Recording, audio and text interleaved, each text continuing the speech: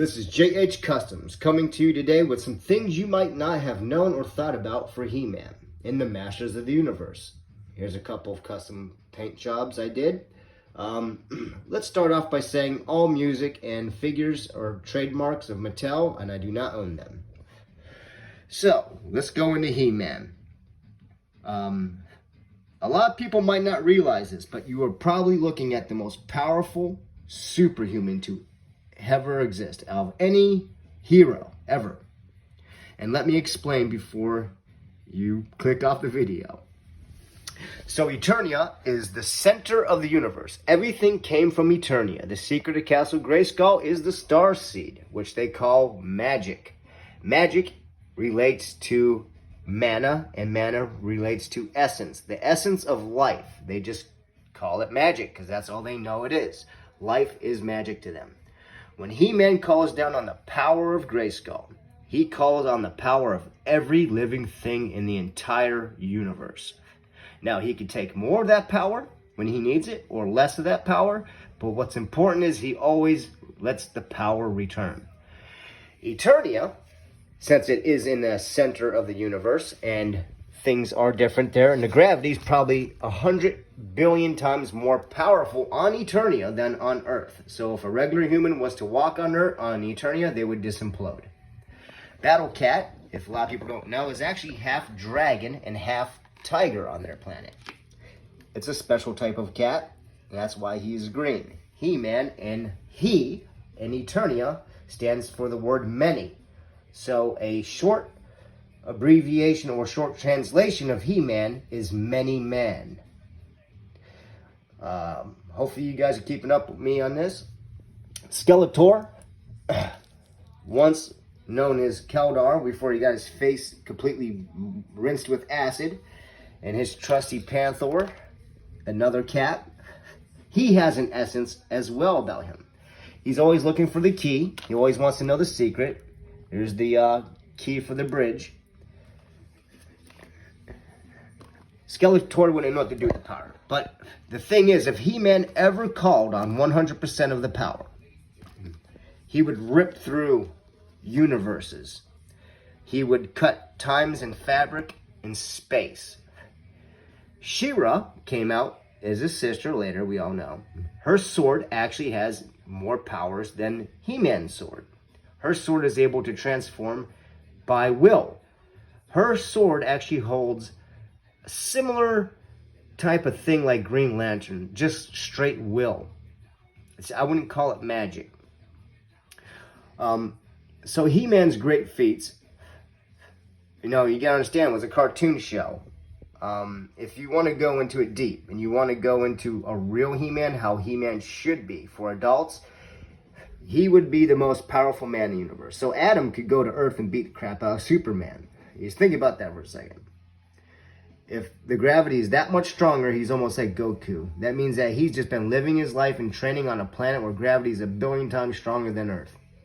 Adam himself would be impervious to weapons. He would be impervious to other superheroes just due to the strength. He would be able to, he probably might be able to fly, because that type of gravity, you'd be weightless. I mean, just his toes would be able to launch him into the air. With Battle Cat at his side, when he gives Battle Cat the power, Battle Cat also receives the power of every living thing. The sorceress, of course, that guards the castle and all the secrets of life, has to keep it safe and out of the wrong hands. That's why it's called Master of the Universe. He is the master of the universe. The people that are along with him, they're pretty much along for the ride. They can't do what He-Man does. He-Man is the one. And before him, King Grayskull. And King Grayskull sacrificed himself. He didn't have to, though.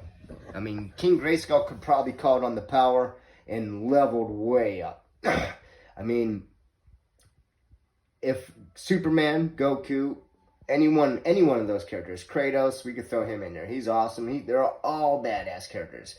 The Hulk, World Breaker Hulk. If they went to Eternia, they would have a hard time even moving. This is a part of the lore, I think, that's never been told. and I think it's something that needs to be opened. It's right there. The Star Seed is the secret of the castle of Castle Grayskull. The Star Seed is the seed, the yin and the yang, the mother point of all birth in the entire universe, coming from inside the castle, disguised as a dirty, nasty castle looking scary, but in truth it's a crystal castle, or a castle made out of diamond, or some type of Eternia hard rock. So anyways, in the comic books, He-Man does kill Superman twice. It wasn't just a blowout fight. It was pretty good fights. But I would love to either write a script for this or be able to make a storyboard to see what would happen if He-Man lost all control and he just called on all the power in the universe. That means taking all the power from everything in the universe and duplicating it for himself. The power of Superman, the power of Darkseid, the power, because they're in DC now, the power of all those people. Only thing he doesn't gain is the knowledge. He knows the knowledge of the secret, but he doesn't gain, like, he don't get smarter. He just gets super ass strong. Here's this, here I painted, all bones, all the way around, and Skeletor shaded, shadowed really nice. Panther has been done with his claws, his teeth, his eyes. These are new for 21 figures. I kind of just customized them because I wanted them to look a little more collectible. Here is the Lords of Power Beast Man. I put fangs, painted them, gave him a skull, chain and ball. Carved those spikes a little more clean. The sorceress, as you can see, was sculpted. I added extra to her because she was, well, her beak was weird and it wasn't facing downwards, but now she's got a more female figure to her. Anyway, so He-Man and She-Ra together would be able to defeat anyone if you put it at those power levels. If he was able to call in the power of Grayskull all the way to the top. And we all seen what happened in the cartoon when he turned into He-Hulk. When he didn't have this as a conduit to channel that strength. But if he can channel the strength pure, imagine what he could do with it. Imagine what she could have done. I mean, I don't think his sister could beat him. And no disrespect to all the She-Ra fans out there.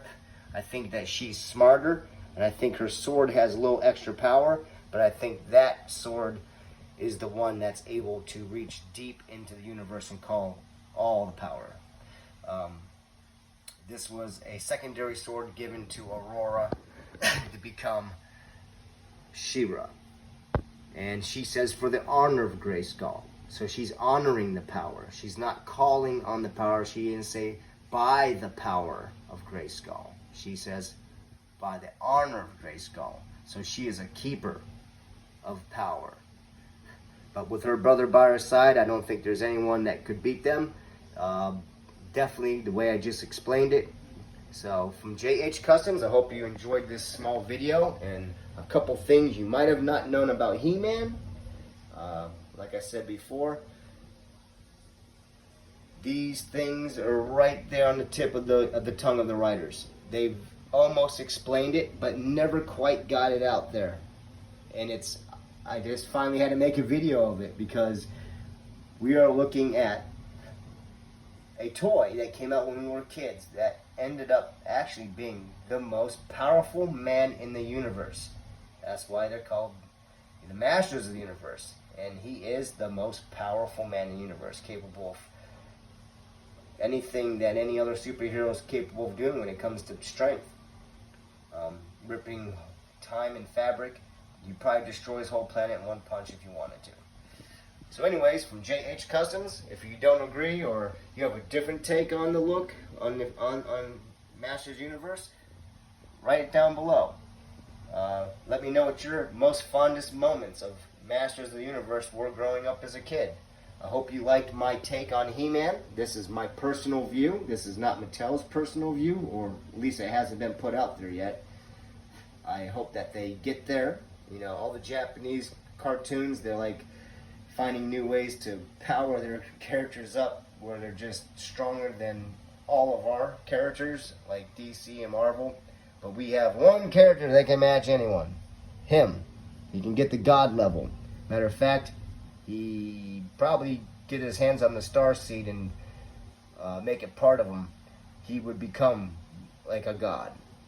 So, and imagine that. If everything came from the center of the universe, from Eternia, and everything expanded outwards, there would be nothing that can stop the source. So I'm JH Customs. Hope you have a great day. Please hit that subscribe button. Like my videos. It helps out a lot. We're getting monetized, and we can use the views and the likes. Thank you, and have a great day.